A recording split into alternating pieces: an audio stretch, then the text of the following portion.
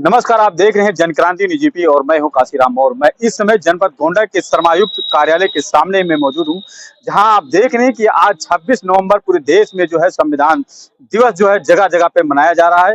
वहीं पर हम बात करें जो है आज से यहाँ पे श्रम विभाग कार्यालय के सामने जो है मजदूर यूनियन के पूरे कमेटी के साथ जो है यहाँ पर अपनी मांगों को लेकर के धरने प्रदर्शन पर बैठे हुए हैं। उनकी क्या-क्या मांगे हैं देश सरकार के लिए, जो मजदूरों के लिए सरकार से कौन-कौन सी मांगे कर रहे हैं, आज यहाँ पर आयुक्त को ज्ञापन भी दे रहे हैं।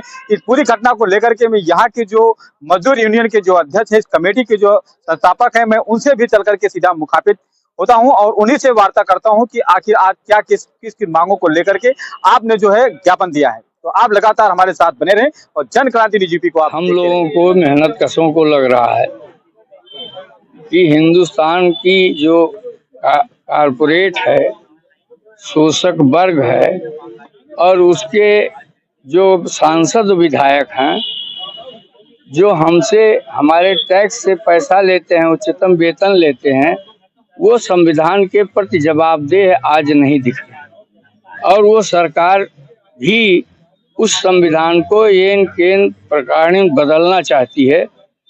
और पिछली बार भी उस सवाल को हम लोगों ने उठाए थे, तो ये सरकार जो कहती थी संसद में कि एक अकेला सब पर भारी, इस जनता ने बड़ी बारीकी से उसको निगाह रखा कि संविधान को खतरा है और उनको कम किया।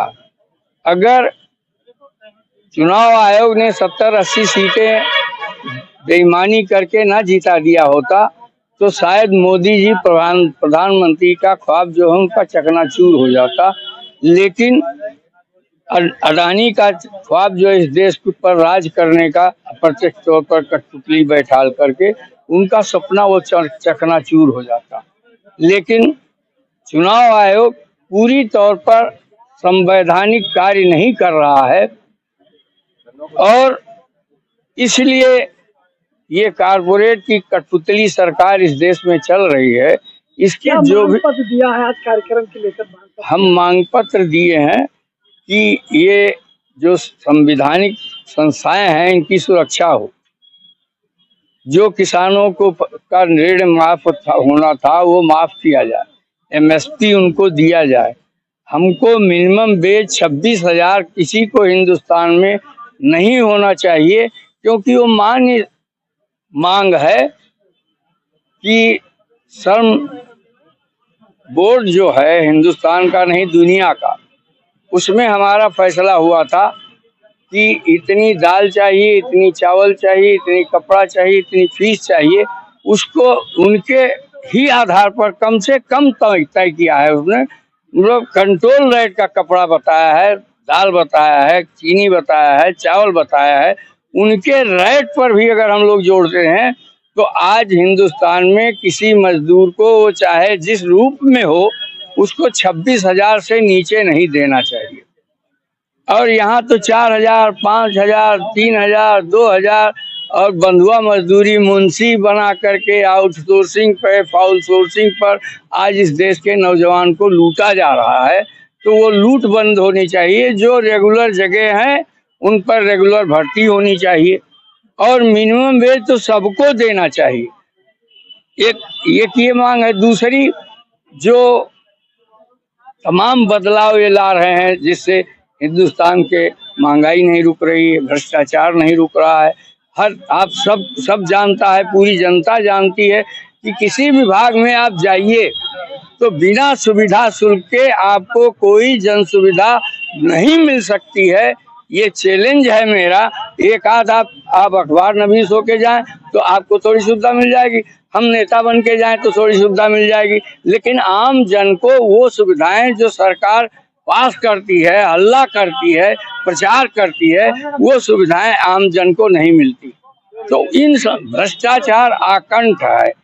कमीशन 50 से पार हो रहा है विभागों का। लूट और झूठ पर ये सरकार चल रही है, इसलिए इसमें बदलाव होना चाहिए। हम लोग जो मांग पत्र दिए हैं उसमें तमाम चीजें हैं।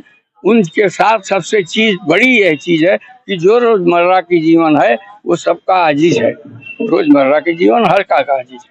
महंगाई से हर आदमी त्रस्त है। ये जो 5 किलो अनाज देते हैं वो भीख नहीं देते, उससे जितने का अनाज देते हैं उससे ज्यादा उस आदमी से ये जीएसटी वसूल लेते हैं कई गुना, और कहते हैं हम दान देते हैं। दान ये कोई देता नहीं, दल अगर देता होता तो माना जाता। दल सरकार का पैसा है और टैक्स हमसे वसूलते हैं, 5 किलो अनाज देते हैं और ढोंग करते हैं कि मोदी जी का झोला है, मोदी जी का अनाज है। ये न मोदी जी का झोला है न मोदी जी का अनाज है, ये मेरे टैक्स का पैसा है, जिस टैक्स के पैसे से 5 किलो हमको भीख दे रहे हैं। हमको इन्होंने भिखारी बना दिया, आज किसान को तबाह कर दिया, मजदूर को तबाह कर दिया, नौजवान को तबाह कर दिया, देश को तबाह कर दिया। ये देश आर्थिक गुलामी की तरफ जा रहा है। इससे बड़ा खराब दशा क्या हो सकती है इस देश की, जहाँ 88 करोड़ लोग भिखारियों की लाइन में हो, जहाँ बेरोजगार आदमी आउटसोर्सिंग पर लगाया जा रहा हो, फाउल सोर्सिंग पर लगाया जा रहा हो, प्रवासी मजदूर बनाया जा रहा हो, तो वो सारी जो मेहनत का वर्ग है उसके साथ कोई निर्णय नहीं है। किसान का कर्जा जितना माफ करना चाहिए उससे कई गुना पूंजीपति का कर्जा है सरकार माफ कर रही। आज संविधान दिवस पूरे देश में जगह जगह पे मनाया जा रहा है, इस पर क्या? संविधान तो खतरे में है। ये टिकड़म इन्होंने किया था सुप्रीम कोर्ट में जो प्रेमबल बदलने का, वो सुप्रीम कोर्ट ने इनकार कर दिया। उससे इनका मनोबल थोड़ा घटेगा, लेकिन जनतंत्र में जनता जनार्दन होती है, और जनता जनार्दन जब तक उसको नहीं समझ पाएगी तब तक ये संविधान नहीं बचाया जा सकता।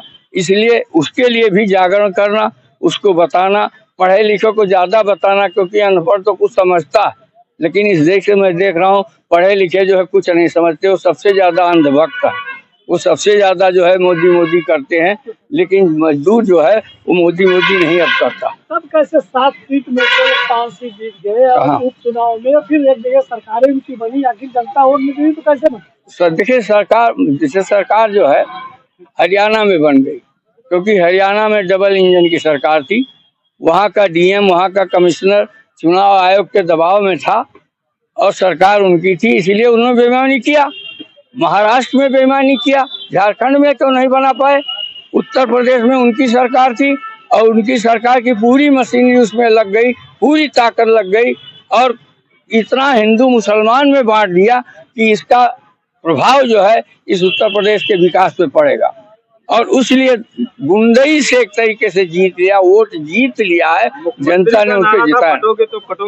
बटोगे कटोगा का नारा उनका सफल तो हुआ, और उन्होंने उस नारे के लिए पूरा मेहनत किया, पूरी मशीनरी लगा दिया उस नारे को सफल करने के लिए। कई जगह मस्जिदों को में गुंडई किया, कई जगह मुसलमानों को वोट नहीं डालने दिया, कई जगह दलितों को रोका, कई जगह दलितों को खरीदा भी। सारे कुकर्म जितने हो सकते हैं उन कुकर्मों से इन्होंने जीता है, जनता के बल पर ये सीट नहीं जीते।